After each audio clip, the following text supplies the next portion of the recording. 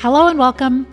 When we're diagnosed with multiple sclerosis or another chronic disease, we're left in this horrible situation where it's either we follow standard of care and they don't have a cure for us, and we know that we're going to continually progress until we end up with disability, or we can go down a different path and we can work with integrative practitioners and we can try all kinds of things like changing our diet and taking a lot of supplements and doing a lot of testing and heavy metals and Lyme and Candida, and we're spending tens of thousands of dollars, some people say hundreds of thousands of dollars, and we're still sick.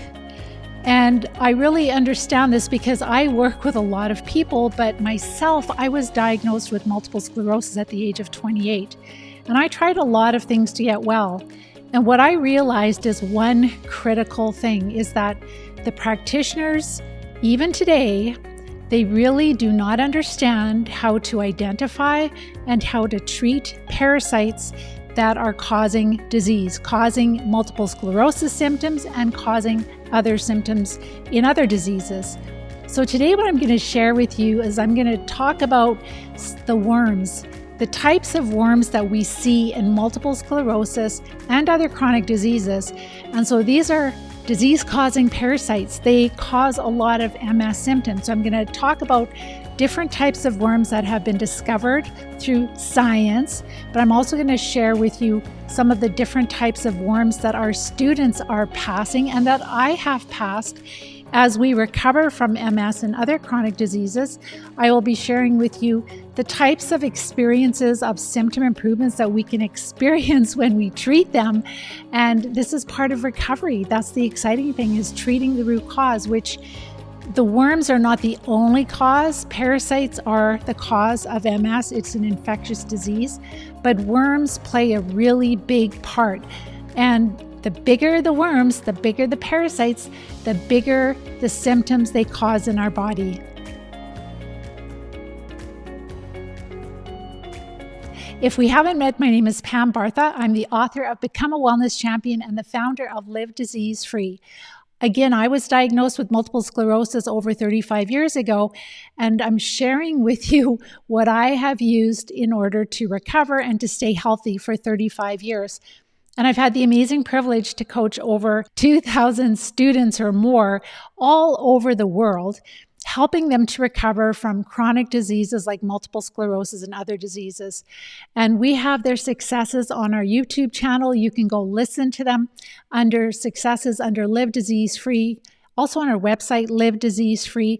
Take some Kleenex with you because it's pretty amazing, the successes. It's just miracles. That's what I would have to say, because we're told that there's nothing we can do, that we are going to progress. We should take the disease-modifying drugs. But in time, we will become completely disabled because the drugs don't work, because they're not treating the root cause. So what we have learned, even just in the past 5, 6, 7 years, about the types of worms that are involved in MS is truly profound. What I do every week is I create a blog post. It's on our website, livediseasefree.com. You can go there. You can actually look at other blog posts. I've got other pictures of the types of worms that our students have been passing, roundworms and flukes. And then also they're passing tapeworms. So between this blog post that will be published in 3 or 4 days and also the past ones I have, you'll be able to get lots of pictures of what we're passing, and it's truly profound. So our students are passing hundreds of worms that they see when they are recovering from MS and other chronic diseases. Dr. Alan McDonald is a very well-respected pathologist. In 2016, he discovered very small roundworms in the central nervous system of MS subjects, everyone that he tested. So these little worms are called filarial worms, and they are very small roundworms. They can infect our eyes. They can also infect our lymphatic system, our blood, our skin, our intestines, and our central nervous system. And they can cause rashes. They can cause arthritis type symptoms. They can actually change the pigmentation of your skin where you get dark or light spots. You can also have abdominal pain if they're in that area, extreme fatigue, tingling, numbness, balance issues, spasticity, weakness, and paralysis. So many symptoms that we would experience when we have multiple sclerosis or another chronic disease. He found these small filarial worms really easily in the spinal fluid of every MS subject that he tested. So he went to a university brain bank. I don't know if it's a university, but it's a brain bank where they freeze the remains of people that have chronic diseases like MS. So these are subjects that definitely had multiple sclerosis. They died of MS. And he was able to look at their spinal fluid in their brain, and he found that in the brain, it was harder to find the worms, but in the spinal fluid, they were abundant. The worms were abundant in the spinal fluid of MS subjects, 10 out of 10. So he looked at 10 cases, and 100% of them were positive for these filarial parasites in the spinal fluid. He found adult worms, he found larva forms, that's the immature forms, he found eggs, and he found mating pairs.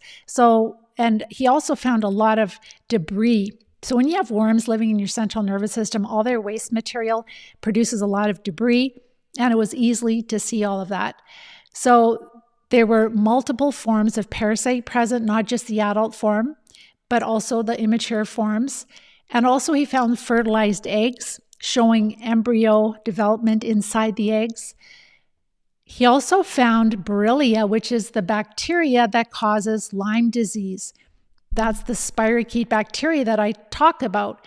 So I'm going to show you a picture of these worms where they're loaded with Borrelia. So it's not just that we get bitten by a mosquito or a tick and the Borrelia can get into our blood and can cross the blood-brain barrier, but these worms actually can carry this Borrelia bacteria Lyme into the central nervous system like a Trojan horse. So Borrelia has been linked to multiple sclerosis. Even the MS Society talks a lot about it. On my masterclass training, I share a lot of studies linking Borrelia with MS. And so you'll be able to see that this is another source of Borrelia in the central nervous system for MS patients. And they do cause a lot of damage as they move around in your spinal fluid. Why these worms are so hard to find in tissue is that once they do their damage, like they move, they don't just stay in one place. And so they move around, and like their tail can cause a lot of destruction, a lot of damage to the tissue. So by the time that the scientists want to examine in the brain tissue, the worm has moved on. Whereas in the spinal fluid, they can find these worms abundantly.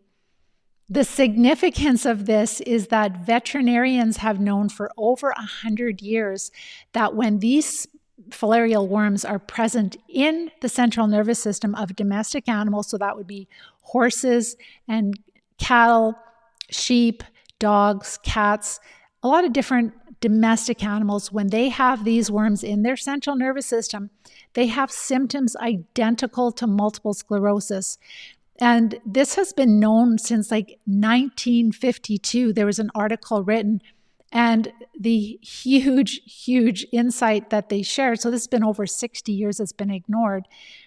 And that researcher, he shared that in 1952, the researchers that wrote this study, they predicted that the animal model finding these filarial worms in multiple sclerosis patients, that could really set a precedent for human MS studies because they cause such similar symptoms to what we see in multiple sclerosis. So the balance issues, extreme fatigue, muscle weakness, and spasticity and paralysis, all the symptoms that we see in MS and in other chronic diseases and other neurological diseases. So why has this never been discovered before? Like when they did this research in the 1960s and they said, gee, this sounds a lot like MS, we should really study this in humans. Well, nobody has picked up this research until Dr. Alan MacDonald did. So he is the first to look for live parasites in the central nervous system of MS patients, which is bizarre because we know the immune system is working really hard. We know that there's inflammation in multiple sclerosis. We know that inflammation is a response of the immune system fighting some kind of enemy, which is usually most likely some type of microbe or parasite. So why wouldn't they look for parasites in the central nervous system? It is so beyond me. And Dr. Alan MacDonald is the first. That's why I keep saying that we should nominate him for Nobel Prize for sure, because he did this like on a very conservative budget for research too. So it's not that this research will cost astronomical amounts of money. It's that nobody's interested in doing this research because sure, they find worms in the central nervous system. So what are we going to do? Are we going to cure multiple sclerosis with parasite drugs that are non-patentable, that aren't going to generate a lot of income? Who's going to fund this research? We have a huge dilemma on our hands. You've got to work with somebody when you do this, but it's very important that you use the proper treatments at the right dosages, and also to understand that we want to make sure we avoid Herxheimer reactions in the central nervous system, which could be fatal, right? If these worms are dying in the central nervous system, or they're responding and they're fighting back, and we get a lot of damage in the central nervous system. So some doctors will prescribe a steroid maybe on the third and fourth day of treatment, just when the parasites are starting to die, because the parasites have many ways that they make themselves blind to our immune system. And so when they start to die, the immune system goes, oh my gosh, there's parasites here. The enemy is here. We've got to go after it. And when we get symptoms, it's always the immune system responding to something. So it's kind of waking up and going after them. And that can be a die-off reaction. And so we have to be really, really careful that we do not get a strong Herx reaction in the central nervous system. So this is something that is really important that we treat. Again, with multiple sclerosis, we're dealing with dysbiosis. We have more than one type of parasite involved. I'm going to talk next week about the Lyme infections, about all the research linking MS and Lyme. And also, I might just put Lyme and the protozoa together because they're kind of linked anyhow with when you're talking about babesia or malaria, which are very similar. So I might just link those together because I know we're getting closer to like Thanksgiving and holidays and things like that. And I really want to cover these topics before we go into the holidays. So I'm going to go over to the slides right now because a picture is worth 1,000 words, or 1,000,000 words in this case. So let's look at some pictures of the small filarial roundworms that Dr. Alan MacDonald found. Again, when these worms are present in animals, they cause all the symptoms of multiple sclerosis, the extreme fatigue, the balance issues. So this is a picture of filarial, like an egg of the filarial worm. So these are all pictures that Dr. Alan MacDonald took. There's a really great short, it's like a 15-minute lecture that you can listen to him sharing all of this research. That is on our website, livediseasefree.com. In the main menu on the homepage, there is research, and you can click on that and go down to parasites, and you'll see a direct link to his video there. So this is an actual picture of a worm egg in the spinal fluid of multiple sclerosis. Then also the zygote, which is the developing filarial worm. And then here is a little worm in the MS. This is all in the spinal fluid, so in a coil shape. This is a cluster of filarial worms, so all together hanging out, having a good time in the spinal fluid of MS. This is all in multiple sclerosis. This is a close-up of a worm, a filarial worm in the brain of MS patient. This is an image of two worms that are mating, so filarial worms that are mating. And again, this one is 3 filarial worms that are mating in the central nervous, in the spinal fluid of MS patients. And then this is really fascinating because the red arrows point to one worm and the blue arrows point to another worm. And you can see all this green lit up. It's like fluorescent green light lit up. And that signifies the DNA. So that's a dye that is attracted to the DNA of Borrelia, which is the spirochete, the bacteria that causes Lyme disease. So again, these worms, they cause enough damage on their own. They're way bigger than Borrelia. So when they're scooting around in our central nervous system, they can cause a lot of damage to our brain tissue to our nerves, but they also bring in Borrelia, and maybe other parasites. He didn't look for any others. He's a specialist with Borrelia. He's been studying Borrelia in Alzheimer's and many other conditions.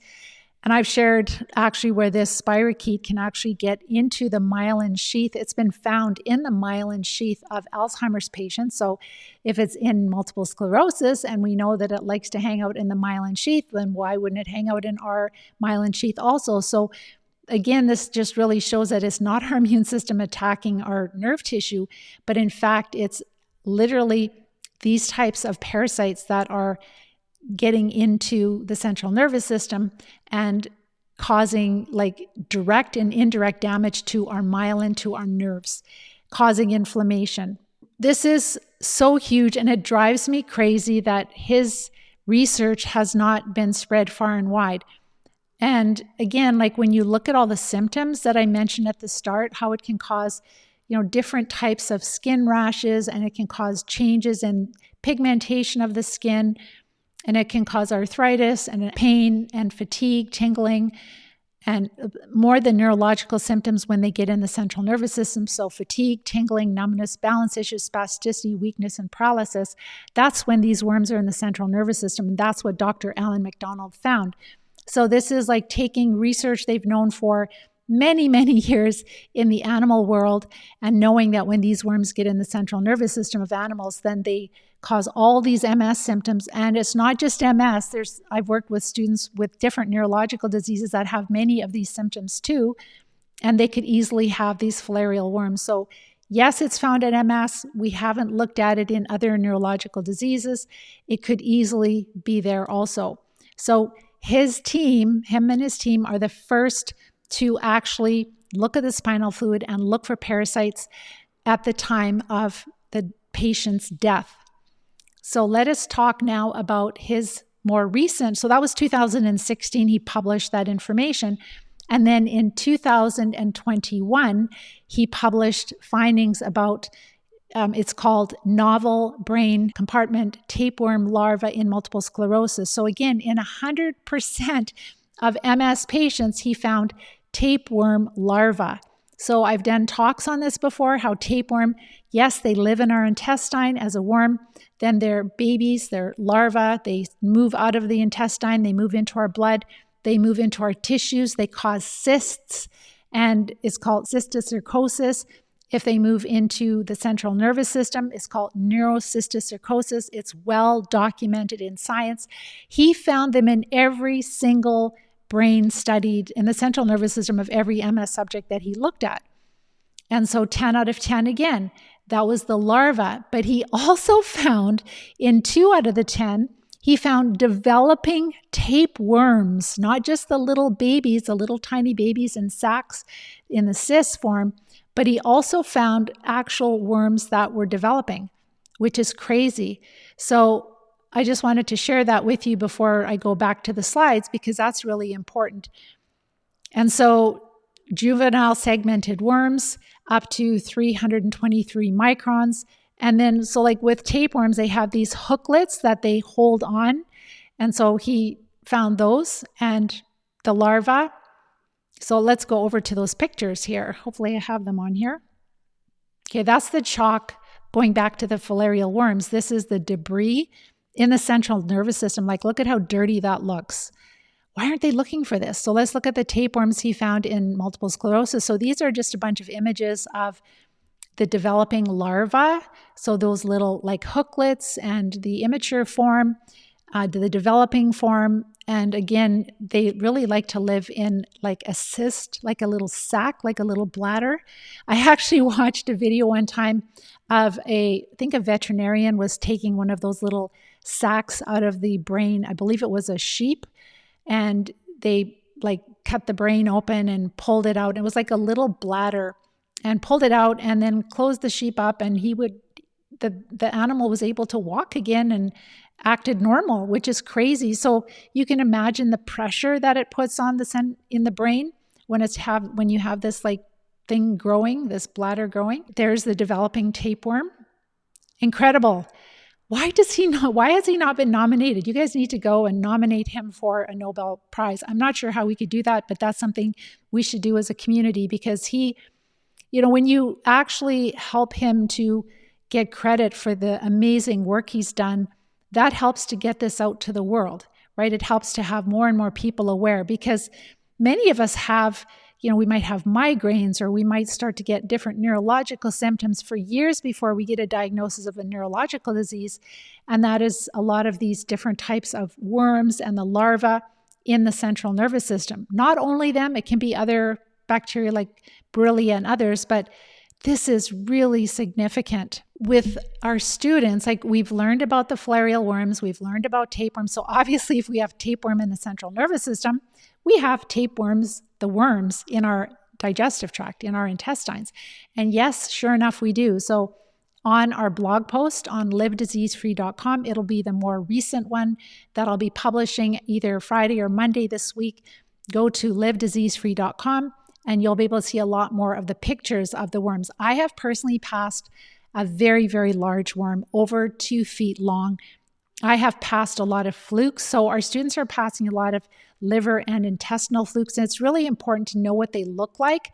They look like they're rubbery. They're almost see-through. They're white. They have a tail on them that's more translucent. They cause so much inflammation. Maybe they cause more than the filarial worms. I don't know. I know flukes cause a lot of inflammation. And our students are passing many, many of these flukes.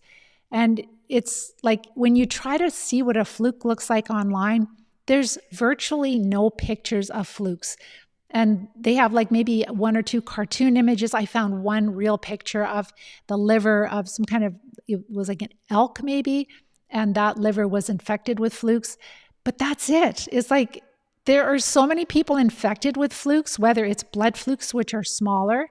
They are like around 1 inch long or less. Then we have liver flukes, and we have intestinal flukes, and we can have pancreatic flukes.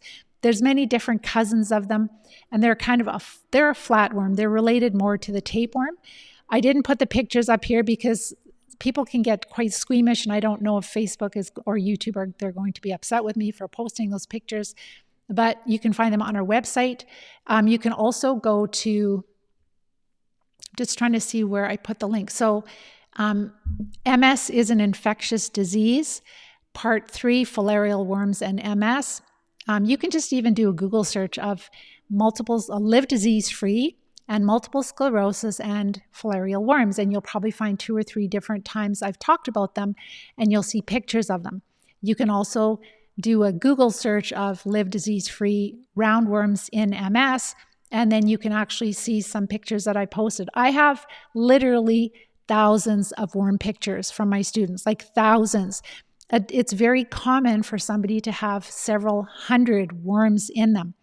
Yes, several hundred. Maybe they're not all 2 feet long, but maybe they're 6 inches or 8 inches or 12 inches. And there might be a few that are bigger. The flukes can be, anywhere between 3 inches to 6 inches at the maximum, maybe 4 to 5 at maximum at the most. And so it's just super common. And of course, that the bigger the parasite we pass, the greater the symptom improvement we can have, because they can cause a lot of symptoms, especially the flukes. They cause a lot of inflammation. They cause edema. They're really linked with cancer too. So, and I've done a blog post on parasites in cancer. So you can look right now, even before, if you don't want to wait, you can actually go to our it's a library there. You'll love it. The blog, which is my articles that I write. And there's my notes. You can just scan them, or you can look at the shortened video version. You can listen to it while you're making supper. But you can actually find one on flukes and one on roundworms. I don't know if I published one on tapeworms yet, but I will be doing that. Tapeworms are more flat, and they're like a ribbon, and they're segmented, and they are longer than flukes. So flukes are wider and shorter. They might be like 1 centimeter wide, and they might be 3 to 6 or 5 centimeters long maximum. And so they're wider and shorter in length, whereas the tapeworms are going to be more skinny. They might be just 2 or 3 millimeters wide, and then they can be very long. Maybe a really big tapeworm could be maybe half maybe 1 centimeter. That's pretty big, usually probably smaller, but the width of them, but they can be very long, but they are very characteristic because a roundworm looks more like a spaghetti noodle, and the tapeworms look more like they're like really flat and ribbon and segmented. And they require different medication to treat. And there is not one parasite drug that will cure you of flukes. It's not that easy. We take a combination of usually like 3 or 4 parasite drugs at pretty significant doses with oxygen therapies plus herbs, plus being ready to treat at the start. And I talk all about that in the Live Disease-Free plan, where we stop feeding the infection so much, we decrease their favorite food, which is sugar and carbohydrates. Then we start to support the body so that we can tolerate the treatments. And then we really build a plan based on what we energy test well for, what parasites we're passing, what our diagnosis, what our symptoms are. We use about 6 criteria, and then we start to get energy tested. And so then we build a plan of which parasite treatments are most helpful. And it's very, very important you work with someone because they're not easy to get rid of. They're really not. Maybe in time we'll find different protocols, but we're using what's safe, what's recognized. And it's very important that, number one, you do not hurt your liver or your kidneys. Those are organs that you need to keep. And it's very important that you use enough of the right treatments, or else the parasites become resistant, and then these treatments are never going to work for you in the future. So there are a lot of people that are really desperate. They know they're dealing with parasites. It makes so much sense. And then all these forms of like, take this and this drug and it's going to cure everything. And no, it does not. So there's a big craze of, ivermectin and fenbendazole, and people are trying it, and I have no idea what dosages they're taking, but just between you and I, like the doctors that I work with, and even our students that get energy tested, fenbendazole is not commonly prescribed, not because it's bad, it's just not very effective. And ivermectin will only treat certain types of parasites. If you have flukes or tapeworms, it's not going to treat them at all.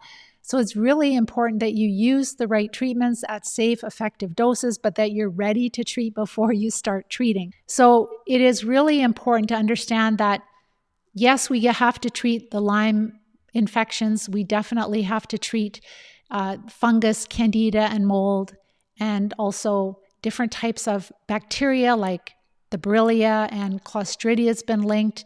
And there's many other different small parasites that are linked with multiple sclerosis. But today we focused on the worms, and they are the biggest problem. They are the biggest parasite. And if you can compare a little bacteria to a 2-foot worm, what do you think is going to cause the most symptoms in you, right?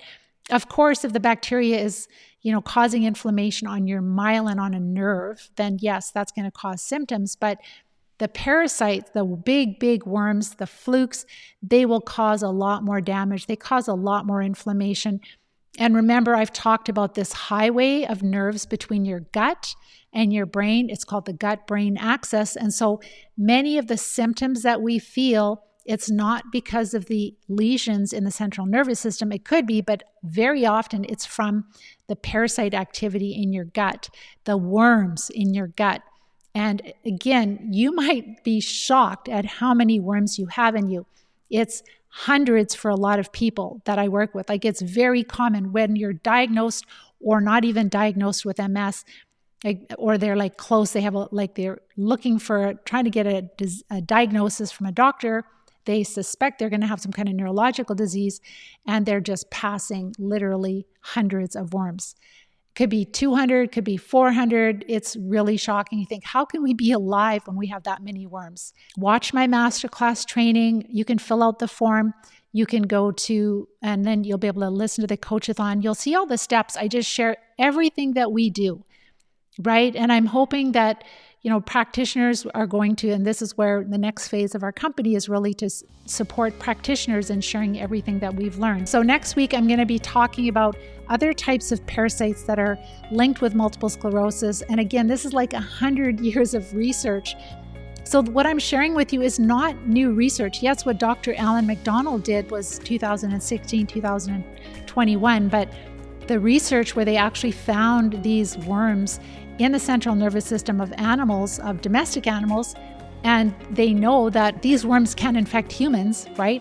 And they do infect humans, and we would expect to have the same symptoms. Nobody has studied this since that time. Incredible, since the 1950s, early 1950s, so brutal. So if you feel that this research needs to get out, please help us to get the word out by liking, sharing, and subscribing. And then if you're at that place where you're like, Pam, this makes so much sense, I need to treat parasites, I need a plan, watch my masterclass training. You'll see the video right below this. You'll see the link for the video right below this video. And on my masterclass training, I talk about more detail of the research, the steps we take to recover, a lot of case studies. And if you want successes, go to our YouTube or even Live Disease Free website, and you can listen to the videos of people that have taken our program. It's been life-changing for them. So with that, I'm going to let you guys go. I hope you have a wonderful week, and we will talk to you next week. Take care and bye-bye for now.